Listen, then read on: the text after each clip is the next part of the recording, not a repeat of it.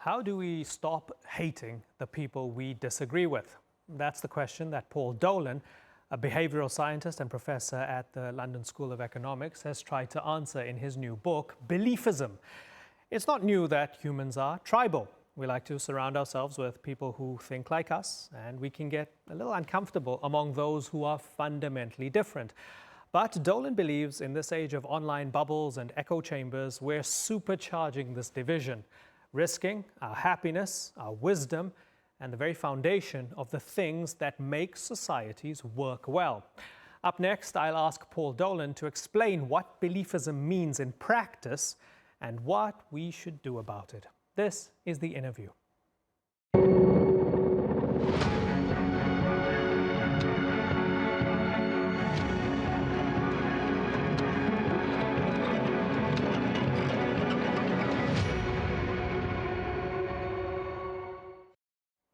Paul Dolan joins us now on the InnerView. Good to have you on the program. Paul, welcome. Thank you so much for having me on. What is beliefism? Well, do you know what? You just gave a fantastic introduction. I should have stolen the words you used from my book. It's to discriminate against people who have different beliefs. And I'm trying to make a case for how much of the time, and not all of the time, and maybe we can get into that in a bit more detail, but much of the time it's like any other ism, like racism, sexism, and so on, where we use a thin slice of somebody, we find out a piece of information about somebody, and we use that to categorize them as entirely good or bad, as one of us or one of them. What's new about it? Hasn't this been something that we've been doing forever and ever? 100%. We've been doing it forever and ever. We quickly and unconsciously sometimes, when we even just meet somebody, we take a look at them, we code whether they're more likely to be friend or foe. And there would be good evolutionary reasons why we would do that. So we have always looked to create in-groups and out-groups, people that we listen to and nod in agreement pretty much to everything they say once we find out one piece of information about them, and are hostile often towards those that are in the out-group and who are in some way different. I think the challenge is that has become worse. We've become not necessarily different in our beliefs so much over time, but more in how hostile we are to those that disagree with us. Affective polarization is the term that's often used. And it's how we feel about people that are different. And how we feel about them is often very hostile. We can be very hateful towards them. And that's been magnified, as you said at the top of the show, by online interactions, by social media, by performative nature of the things that we say online, by the moral certitude that people have when they express themselves, and it's led, I think, to less nuance, less ambiguity, less humility about what we think we know to be true. And the fundamental problem, if I may just add, is that well-functioning societies not only tolerate difference, they celebrate it. We're faced with so many radical uncertainties, AI and so many things more besides, that you would expect there to be different perspectives about how we should make our decisions and what kinds of decisions we should make. But if we're just surrounding ourselves with people who agree with us, we get into groupthink, and we can make harmful decisions for happiness, for economic progress, for social progress, and so much more besides. Are we talking about mainstream positions or majority positions being more open to minority positions, or how does that split? I'm reminded of the John Stuart Mill phrase, if all of mankind was of the opinion except for one. I don't want to butcher his writing, but this idea that even if everybody believed a certain thing, but there was just one dissenting opinion, it's in everybody's interest to listen to that dissenting opinion, because if that opinion's wrong, it means that we prove that it's wrong, and if it's right, we get to correct ourselves, right? So are you talking about it in terms of a majority adjusting to a minority, or is it something else? Yeah, so I think if you take that position, the most obvious example of that would be Galileo, right? I mean, he was locked up for his heretic views and was seen as crazy until he wasn't, until he turned out to be right. So sometimes, although it might be uncomfortable to us, listening to different perspectives, even when they may on occasion sound like they're a bit crazy, is probably going to be advantageous to us in the long run. It's trying to get out of that group thing, trying to get out of that quick decision making that we make by just listening to only those that agree with us. But what happens when you have real solid expertise in a particular thing, and the person who's come out with some abject nonsense is presenting themselves as Galileo and saying, you see, the reason they're not putting me on the same pedestal as these experts is because I'm a truth sayer, I'm a free thinker. That seems to be happening online now. How do you handle that? That does seem to be happening. And look, it's not straightforward, Yeah. right? I mean, if I had a straightforward answer to that question, I probably wouldn't have thought about it well enough, right? So it's not straightforward. So there clearly will be views that people espouse that are just wrong.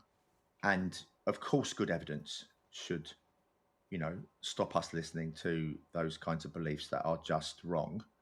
But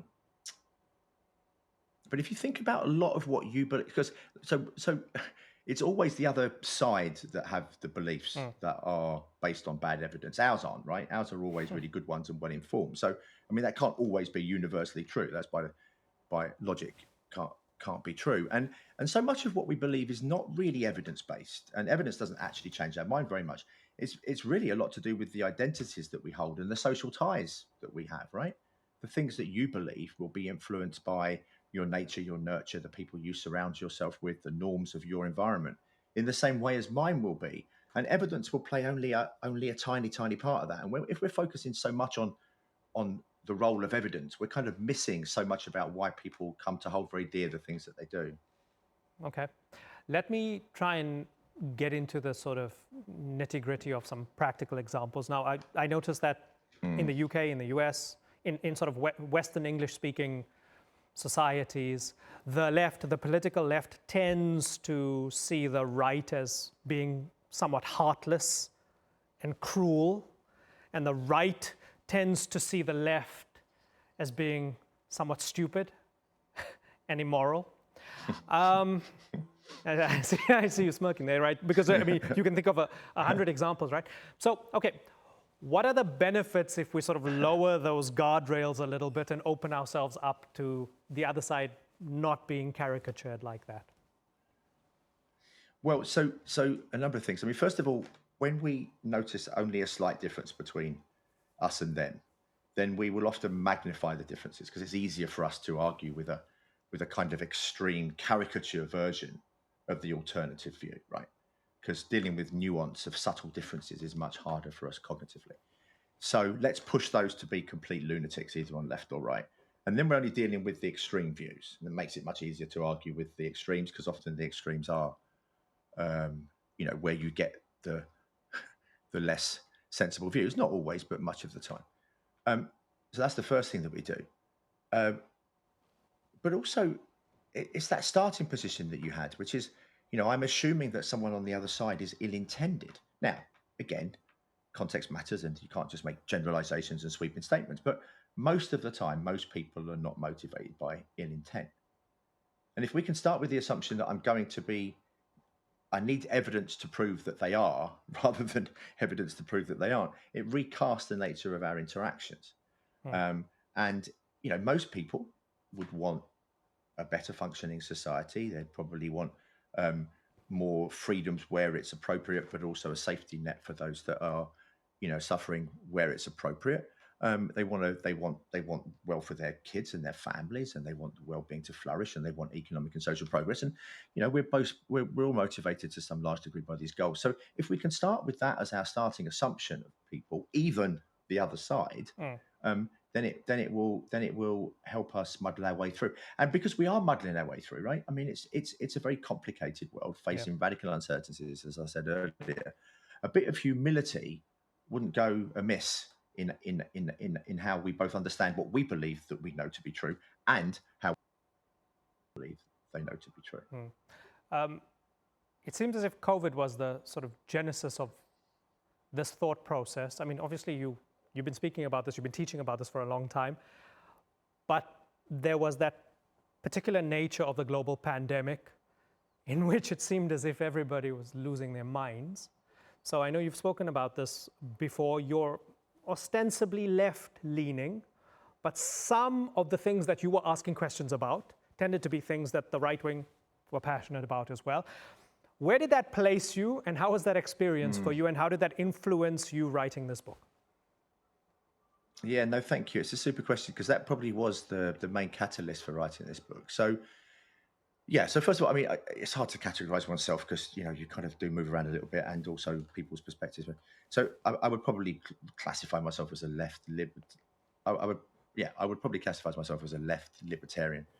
So I believe in a strong social safety net to support those whose lives are not going very well, but by and large, free up everybody else to get on with their lives as they wish. And the libertarian bit was probably activated to some considerable degree during COVID because the response to the pandemic, let me go back to the groupthink point because I think this is important. This is really what really drove much of what I wrote, is that we had an uncertainty faced by the pandemic and by COVID, especially in those early stages.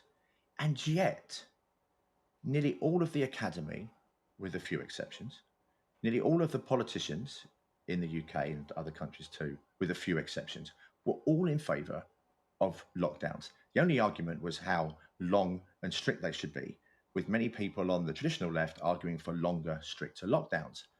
And I thought, wow, well, first of all, how could everybody believe that to be true? Because we're facing uncertainty, you would expect there to be different perspectives. And my own view on that was that I think we would probably come to see the harms caused by the restrictions to be much greater into the longer term than the benefits. And I wanted to write about that very early on. I didn't want to say that years afterwards. It's easy to say it now in hindsight. You know, kind of told you so is easy to say after the fact. I wanted to say it before the fact or during. And so I had a piece in The Spectator in the UK arguing just in a very measured way, making the case for how we should be considering some of these harms, particularly to young people, although not only, of the social distancing measures. The reaction to that was, well, interesting. I mean, going back to my earlier point, it's easier to just push someone to the extreme of an alternative view rather than to the nuance of a subtle difference. I became a COVID denier, a 5G mask person, anti-vax, all of these things which are wholly untrue. But it was easier to debate with me and argue with me and to dismiss me if people saw me as one of those kind of people. I had emails from senior faculty who were very concerned that the things I was saying were going to lead to more deaths, and all the while, once I'd calmed down, I was always very measured in my replies, willing to debate anybody publicly about any of these issues. But it felt quite lonely, and so the only people really that were questioning lockdowns at that time in the UK were the libertarian wing of the Conservative Party, which wasn't a natural home for me.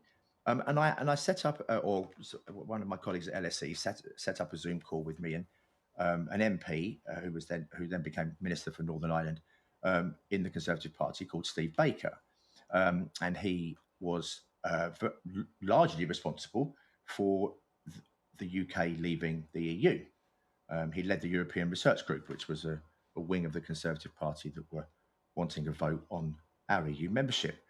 And if you wanted beliefism, kind of an example of it, here was the case, right? So Steve and I went on this call thinking that it wouldn't last very long. Left-leaning LSE academic, libertarian Tory would probably be off that call within a few minutes. We actually got on very well. We liked one another. We agreed about lockdown. We disagreed about Brexit. And we wrote a couple of pieces about COVID published in the UK press. And the reactions to that towards me and him, but he's always used to this, towards me was, how dare I be collaborating with the Brexiteer? I mean, this is on a wholly different subject, right? Yeah. It's nothing to do with Brexit. But people had already categorized it, to go back to my early definition, to discriminate against people with different beliefs. Once you have one piece of information about somebody, once people knew that Steve was a Brexiteer, he must be wholly wrong and evil about everything else. And these are, very intelligent people. These are LSE faculty. These are people with PhDs. And I guess to try and finish my answer, that you realise that education is no sort of immunity or defence to beliefism. And in fact, in some ways, it can magnify it, because the cleverer and smarter you get, or you think you are, the more you know you're right about things. And what about identity? And again, particularly to the UK context, you speak and write openly about your working class background, growing up in Hackney in a council estate. you've still got a strong part of that Cockney accent from sort of East London, right? But you're a professor, and you, in a way, was part of the whole thing of people struggling to figure you out and maybe feeling a little unsettled around what to make of you because they couldn't easily put you in a box. You didn't decide to become posh when you became a professor. You didn't sort of decide to speak differently and so on. So tell me a little bit more about how we decide to box people into particular categories, basically, at face value. Yeah, well, that's a good question. I mean, I think probably some of my working class friends would probably think I am posh now. But I mean, one of the things that, I think as a working class person, when you go into the kind of elite professions, it's horrible terms, but it's a term that's often used. The kind of the higher status professions, social status ones. You really do face a stark choice, and many people will be familiar with this choice. Is that you either fit in, or I won't swear online, or leave. You can imagine what the alliteration of fit in there's another F there. Yeah. Okay. there's another F there, and it's a stark choice because what you learn is that if you are going to be successful in these kinds of environments, you have to learn to play by the rules of the game that are set for you. You can join the club, but only if you play by the rules. And it's very challenging and threatening. And most of this is unconscious. It's not entirely deliberate. Well, some of it is, but most of the time it isn't. And so you learn to change the way you speak. You learn to change the way you act. You actually change your friendship groups to some large degree. You don't get tattooed sleeves for sure. And it creates more of this kind of groupthink and a sort of more homogeneous group because you have to fit in.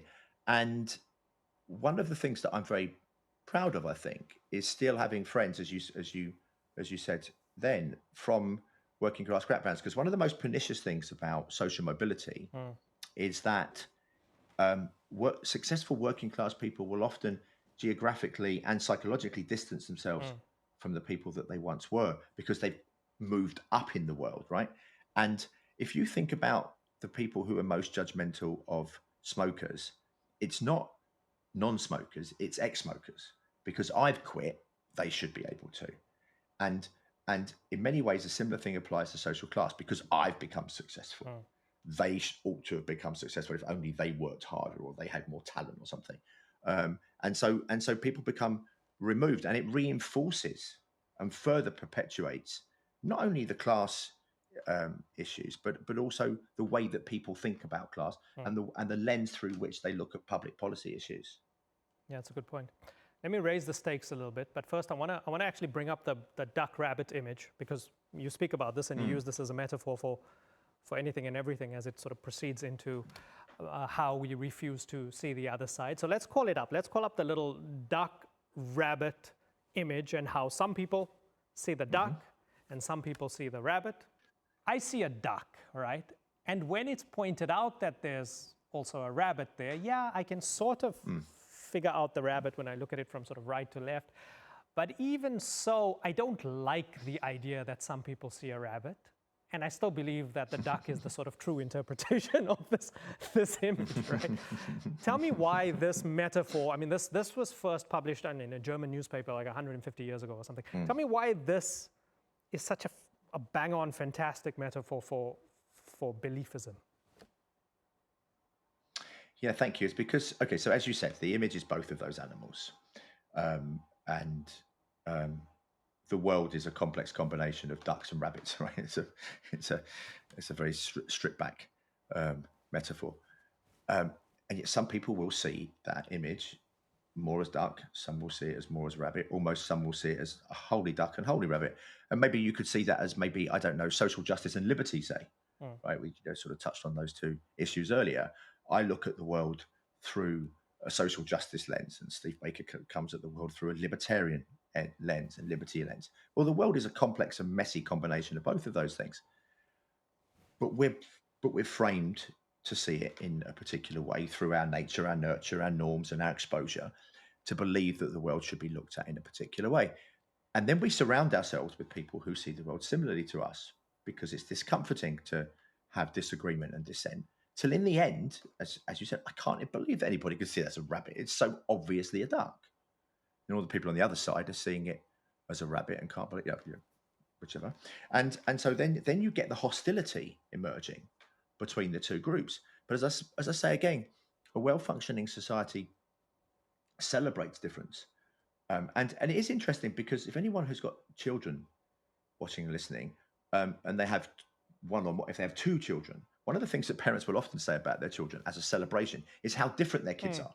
Almost really proud of how their kids are different. So we can notice it on some occasions and in some instances. And our two children, we've got two teenage children that are a year apart. You just see that the lenses through which they look at the world just start off different. One starts obviously seeing ducks, the other one starts seeing rabbits, and it's effortful for them to see the world from the other person's perspective. And it's interesting, if you just thinking of teenagers, some of the evidence on the brain development is that it takes our brains, well into the mid-20s to properly develop insofar as our brains ever do. And that perspective taking issue is one of the very last things to embed itself in us. The ability to see the world through someone else's eyes. Well, actually, frankly, a lot of us never get to the point where we ever properly see the world through someone else's eyes. But bringing those different perspectives together, rather than being hostile to the ducks if you see rabbits or vice versa, is to bring them together and say, well, look, clearly the policies that we need to implement to make the world better will be ones that are some complex combination of both duck and rabbit. So as I said, let me raise the stakes. Let me ask you then, in a kind of blunt way, when somebody says, I'm sorry if it looks like a duck, walks like a duck, quacks like a duck, etc., and I see Gaza through a duck lens because the other side is butchering tens of thousands of people, how dare you even suggest I look at it through a rabbit lens? How does beliefism finesse its way into a dialogue when it comes to something like that? It's really complicated. I mean, so I'm not prescribed. So one thing to be clear about, it's not my place to prescribe anything about what anybody ought to do, right? I'm not suggesting that you have to surround yourself with friends who disagree on Gaza or other issues with you.